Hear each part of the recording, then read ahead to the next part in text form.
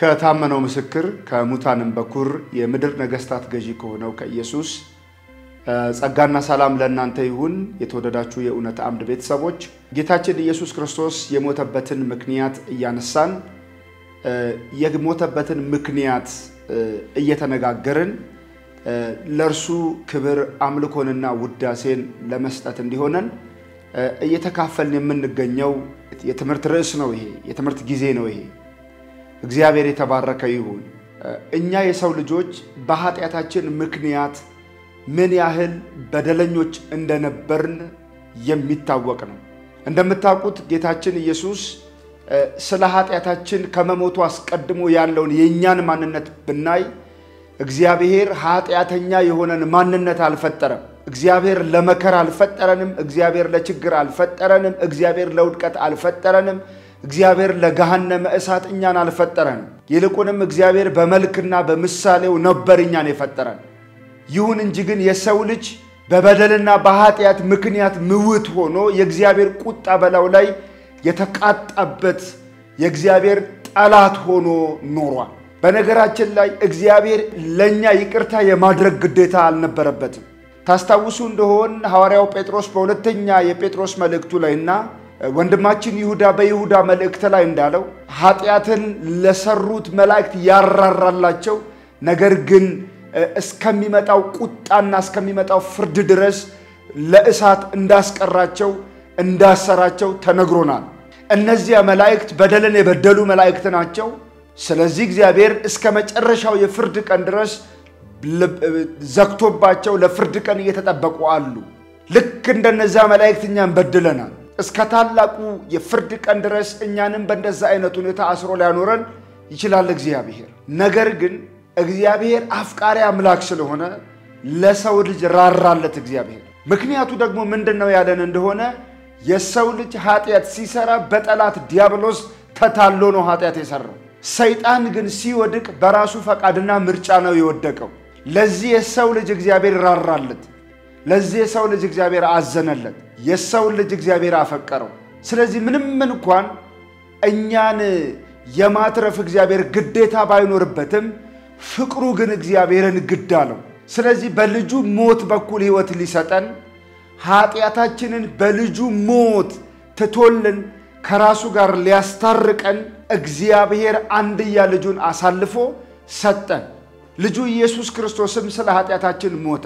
በነገራችን ላይ ጌታችን ኢየሱስ ክርስቶስ የከፈለውን ዋጋ በመናጠናበት ጊዜ ስለ ሁለት የተለያዩ ነገሮች ኢየሱስ ዋጋ ከፍሏል። አንደኛው ስለ መታዘዝ፣ ስለ ጽድቅ፣ ስለ ትክክለኛ ኑሮ ጌታችን ኢየሱስ ክርስቶስ ዋጋ ከፍሏል። ይሄውም ሰው ሆኖ ከተወለደበት ጊዜ ጀምሮ እስከሚሞትበት እስከ መስቀል ድረስ ያለው ሕይወቱ ወይም ለ33 ዓመታት ያህል በመድር ላይ ኖሮ የከፈለው ዋጋ ስለ ጽድቅ የተከፈለ ዋጋ ወይም ስለ ትክክለኛ ኑሮ የተከፈለ ዋጋ ይባላል። እግዚአብሔር የሚፈልገውን አይነት ኑሮ በመድር ላይ ኖሯል ጌታችን ኢየሱስ። ምክንያቱም ሕግን ሁሉ በመፈጸም እግዚአብሔር የሚፈልገውን አይነት ኑሮ በመድር ላይ በመኖር በመድር ላይ በመመላለስ ጌታችን ኢየሱስ ክርስቶስ አባቱን አርክቷል። ለዚህ ነው በሚጠመቅበት ጊዜ ጌታ እግዚአብሔር ምን አለው? ልጁን በእርሱ ደስ የሚለኝ የምወደው ልጄ ይህ ነው አለ። እርሱን ስሙ። በእርሱ ደስ የሚለኝ ኢየሱስም ምን አለ? በመድር ላይ የሰጠኝን ሥራ ፈጽሜ በመድር አከበርኩ ማለት ተችሎታል። በመድር ላይ የሰጠኝን ሥራ ፈጽሜ አከበርኩ ማለት እስከሚሞትበት እስከ መስቀል ድረስ ያለው ትክክለኛ ኑሮ ማለት ነው። ሁለተኛ አዳም በሆነበት ማንነት ያለ ኃጢአትና ያለ እንከን በመድር ላይ የኖረው ኑሮ ማለት ነው ጌታችን ኢየሱስ። ይሄ ብቻ ሳይሆን መስቀል ላይ ደግሞ የሁላችንንም በደል በርሱ ላይ ሲያኖርበት እግዚአብሔር አምላኬ አምላኬ ለምን ተውከኝ እስከሚል ድረስ አያችሁ ለምን ተውከኝ እስከሚል ድረስ የዓለምን ሁሉ ኃጢያት በራው ላይ አኑሮ ሲቀጣው ስለ ኃጢያት የተከፈለ ዋጋ ይባላል ስለዚህ ስለ ኃጢያት የተከፈለውንም ዋጋ ኢየሱስ በቤዛነት ተቀብሏል ስለ ትክክለኛ ኑሮ የተኖረንም ዋጋ ጌታ ኢየሱስ በመድር ላይ ኖሮታል እኛ የሰው ልጆች ይቅርታ እንድናገኝ ከእግዚአብሔር ጋር እንድንታረቅ እርሱ በመስቀል ላይ መሞት ነበረበት ስለዚህ ለኃጢያታችን ይቅርታ ለማግኘት ለበደላችን ይቅርታ ለማሰጠት እኛን ወደ እግዚአብሔር መንግስት ለማቅረብ ልክ በብሉይ ኪዳን ስለ ኃጢያት በሚሰዋው በግፈንታ ጌታ ኢየሱስ የዓለምን ኃጢያት የሚያስወግድ የእግዚአብሔር በግ ሆኖ አያችሁ ኃጢያታችንን በራሱ ላይ በእንጨት ላይ ተሸከመው ይሄ ምንድነው ያንን እንደሆነ በእርሱ በማመን የኃጢያት ይቅርታና ስርየት እንድናገኝ ስርየት ማለት ይቅርታ ማግኛ ማለት ነው ስለዚህ የኃጢያታችንን ይቅርታ እንድንቀበል ጌታችን ኢየሱስ በቀራንዮ መስቀል ላይ ስለ ሁላችን ሞተ ወገኖች አንድ ጥያቄ ማንሳት እንችላለን እግዚአብሔር ልጁን በመስቀል ላይ ሳይሰቅለው እኛን ማዳን አይችልም ነበር ወይ መልሱ እኛን ማዳን አይችልም ይሆናል ምክንያቱም እግዚአብሔር ስለ ጥፋታችን ወደረኛ የሆነ ካሳ ሳይቀበል ስለ መተላለፋችን ወደረኛ የሆነ ቅጣትን ሳይቀጣ እግዚአብሔር የሰው ልጆችን እንዲሁ በቃ ይቅር ብያችኋለሁ ማለት አይችልም ለዚህ ነው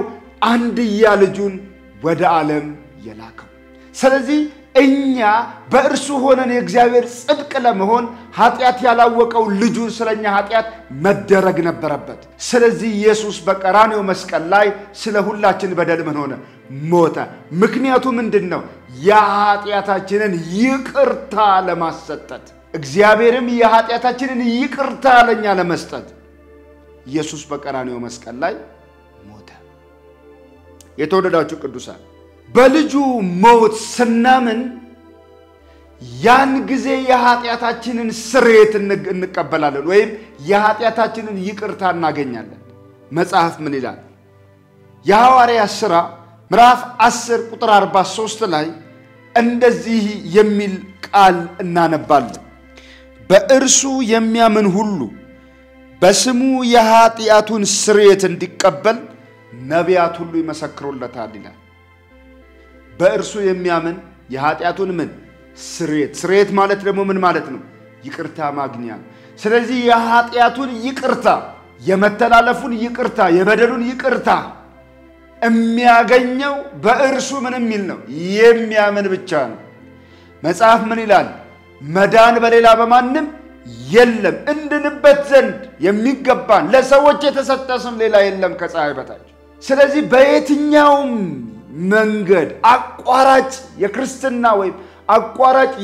የደህንነት መንገዶችን በመጠቀም ሰው የዘላለም ሕይወት ማግኘት ስለማይችል እግዚአብሔር አንድያ ልጁን እስከ መስጠት ዓለምን ወደደው በእርሱ የሚያምን ብቻ የዘላለም ሕይወት እንዲኖረው ጌታችን ኢየሱስም ስለ ኃጢያታችን በቀራንዮ መስቀል ላይ ሞተ ቅዱሳን ለዚህ ነው የኢሳይያስ መጽሐፍ ምዕራፍ 43 ላይ ስናነብ የእግዚአብሔር ቃል በትንቢት መጽሐፍ እንዲህ ይለናል ምዕራፍ 43 ቁጥር 25 ላይ የእግዚአብሔር ቃል እንዲህ ይላል መተላለፍን ስለኔ ስል የምደመስስ እኔ ነኝ ኃጢያትን አላስብም አሳስበኝ በአንድነትም ሆነን እንፋረድ እንድትጸድቅ ነገርህን ተናገር ይላል አያችሁ መተላለፍን ስለኔ ስል ምንም እምደመስስ እኔ ነኝ ይላል እግዚአብሔር ስለዚህ መተላለፍን ወይም ኃጢያትን ወይም በደልን የሚደመስስ እግዚአብሔር ስለሆነ ከእግዚአብሔር ውጪ ኃጢያትን ይቅር ማለት የሚችል ስለሌለ ስለዚህ እግዚአብሔር በላከው መድኃኒት በኩል በማመን ሰው የዘላለም ሕይወት እንዲያገኝ እግዚአብሔር ልጁን ምን አደረገ ሰጠን ልጁ ኢየሱስም ስለ ኃጢያታችን ይቅርታ በቀራንዮ መስቀል ላይ ሞተ እግዚአብሔር ልብ በሉ እኛን ይቅር እንዲል የግድ ኢየሱስ በቀራንዮ መስቀል ላይ መሞት ነበረበት በእኛ ላይ ያለ በደል በእኛ ላይ ያለ መተላለፍ በእኛ ላይ ያለ የተንቀለቀለ የእግዚአብሔር ቁጣ እንዲበርድ ከተፈለገ ኢየሱስ ላይ ሊፈረድበት ይገባ ነበር እግዚአብሔር ያንን አደረገ ለዛ ነው በቀራንዮ መስቀል ላይ ኢየሱስ ምን ያለው የተቸነከረው እግዚአብሔር ይቅር ያለን ኃጢያትን በቸልታ አልፎ አይደለም እግዚአብሔር ይቅር ያለን ከመተላለፋችን ጋር ተስማምቶ አይደለም እግዚአብሔር ይቅር ያለን ከነ ኃጢያት ከነ እድፍ ከነ ቆሻሻችን አይደለም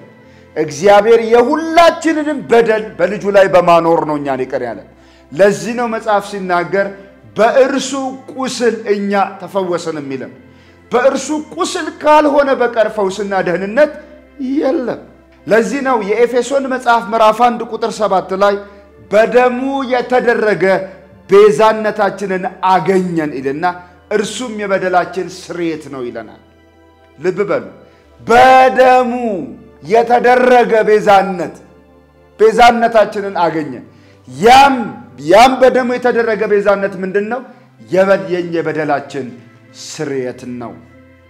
ዛሬ ወገኖቼ ሆይ እግዚአብሔር እኛን ይቅር እንዲለን የምናደርገው ሌላ የቀረ መስዋዕት የለንም እግዚአብሔር ከበደላችን ይቅር እንዲለን እግዚአብሔር ከኃጢያታችን ይቅር እንዲለን እግዚአብሔር መተላለፋችንን እንዲደመስስ እግዚአብሔር ጨለማችንን እንዲያበራ ሌላ የምናቀርበው መስዋዕት የለንም ምናልባት ዛሬ እግዚአብሔር ይቅር እንዲለኝ ዕጣን ልስጥ ጧፍ ልስጥ ሻማ ልስጥ ዝክር ልዘክር አሻሮ ልቁላ ስግደት ልስገድ ረጅም ርቀት ልሂድ ወይንም ደግሞ የሆነ ህንጻ ቤተክርስቲያን ላሰራ ካህናትን ደግሼ ላብላ ነዳያንን ደግሼ ላብላ ወዘተ የሚሉ የለመድናቸውን የኃጢያት ይቅርታ ተብለው የተሰበኩ ብዙ ነገሮችን እናስብ ከሆነ በጣም የተሳሳተና ከእግዚአብሔር መንገድ ሩቅ የሆነ የራሳችን መንገድ ላይ ነው ያለነው ለኃጢያታችን እግዚአብሔር ይቅር እንዲለን ዛሬ የምናቀርበው የቀረ መስዋዕት የለንም እግዚአብሔር ከኃጢያታችን ይቅር የሚለን በአንድ ልጁ በኢየሱስ ክርስቶስ እናምን ብቻ ነው ምክንያቱም ሰዎች ቢሞቱ የራሳቸውን ሞት ይሞታሉ ኢየሱስ ግን የሞተው ስለኛ ኃጢያት ነው ስለ በደላችን ነው የደቀቀው እግዚአብሔር ከኃጢያታችን ይቅር ሊለን አንድ በግ ሰጥቶናል ያም ህዝቡን ሁሉ ከኃጢያታቸው ያድናቸዋልና ስሙን ኢየሱስ ብለ ተጠራዋለህ የተባለው የስሙ ትርጉም መድኃኒት የሆነው ኢየሱስ ብቻ ነው ከኃጢያት ምን የሚለው የሚያድነው በልጁ በኢየሱስ ክርስቶስ ማመን ከኃጢያት እስራት ይፈታል በልጁ በኢየሱስ ክርስቶስ ማመን ከበደል እርግማን ነፃ ያወጣል በልጁ በኢየሱስ ክርስቶስ ማመን ወደ እግዚአብሔር መንግስት ያቀርባል የምስራች ነግራችኋል ምናልባት ዛሬ በብቸኝነት ውስጥ ያላችሁ ዛሬ ምናልባት እግዚአብሔር የኔን ይቅር ይለኝ ይሆንን እግዚአብሔር እንደኔ አይነቱን ኃጢያተኛ ሊቀበል ይችላል እግዚአብሔር እንደኔ ያለውን በደለኛ ሊያጸድቅ ይችላል እግዚአብሔር እንደኔ ያለውን የተዋረደ ሰው ሊያከብር ይችላል እግዚአብሔር እንደኔ ያለውን የተረገመ ፍጥረት ዘመድ አዝማድ ጓደኛ የሸሸውን ሰው እግዚአብሔር አቅፎ ሊቀበል ይችላል ለምትል ነፍስ ዛሬ ምስራች አለኝ አዎ እግዚአብሔር ሊቀበል ይችላል ሰዎች ሊጠሉ ይችላሉ ሰዎች ሊያዋርዱ ይችላሉ ሰዎች ሊርቁ ይችላሉ ሰዎች ግራ በመጋባት ውስጥ ሊያዩ ይችላሉ አንድ ነገር ልንገርህ እግዚአብሔር እጅግ በጣም ስለሚወድህ ወይም ስለሚወድሽ አንድ ልጁን ላንቺ ስላሳልፎ ሰጥቷል ኃጢያትሽን ሊከድነው በልጁ ደም ሊያጥበው ዛሬም እግዚአብሔር የተዘረጉ እጆች አሉት ስጪው እጅሽን ከወደቅሽበት ሊያነሳሽ እግዚአብሔር ይፈልጋል ወንድሜ ስጠው እጅህን ከደከምክበት ከዛልክበት ካለቀስክበት ካቀረቀርክበት ነቀና ሊያደርግህ እግዚአብሔር ይፈልጋል ስለዚህ ጌታችን ኢየሱስ ክርስቶስ ለምንድነው የሞተው ስለ ኃጢያታችን ይቅርታ ለማሰጠት ነው የሞተው እግዚአብሔር ለምንድነው አንድያ ልጁ ላይ የፈረደው እግዚአብሔር ኃጢያታችንን ይቅር ሊል ነው አንድያ ልጁ ላይ የፈረደው ወገኖቼ ይሄንን በማስተዋል እንረዳ ኢየሱስ የተቀበለውን ሁሉ መከራ ዛሬ እናስበው ታውቃላችሁ ደጋግሜ ብያለሁ ሞቱን እንድንዘክርለት የሞተ መሲህ የለንም በቃ ሞቱን በመታሰቢያነት እንድናደምቅለት የሞተ መሲህ የለንም ኢየሱስ የሞተው ለኛ ነው ሞቱ በዓል አይደለም ህይወት ነው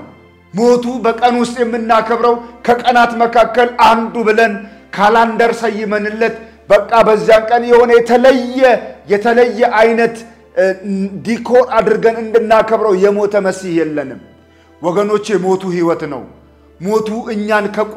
ከቁስለት የፈወሰበት ነው ወይም ቁስላችንን ያስወገደበት ነው ከእግዚአብሔር ጋር ያለው የጠብ ግድግዳ የደፈነበት ነው ወደ እግዚአብሔር ለማቅረብ እኛን የተዘጋጀ ድልድይ ነው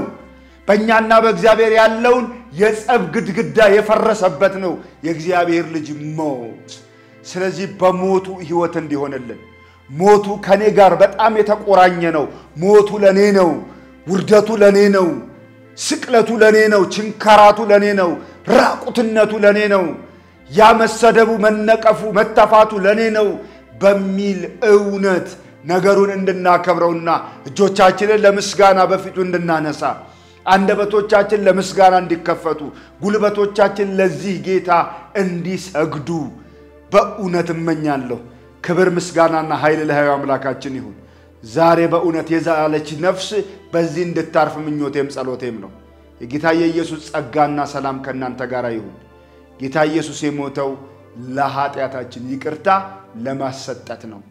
እግዚአብሔር አብ ልጁ ላይ የፈረደው ከኃጢአታችን ይቅር ሊለን ነው ጸጋና ሰላም ይብዛላችሁ መልእክቱን ለሌሎች ሼር አድርጉ